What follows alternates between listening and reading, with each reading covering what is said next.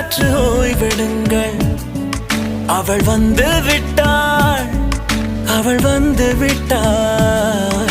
ஹே ஐ என்றால் அது அழகு என்றால் அந்த ஐகளின் ஐ அவள் தானா? ஹே ஐ என்றால் அது கடவுள் என்றால் அந்த கடவுளின் துகள் அவள் தானா?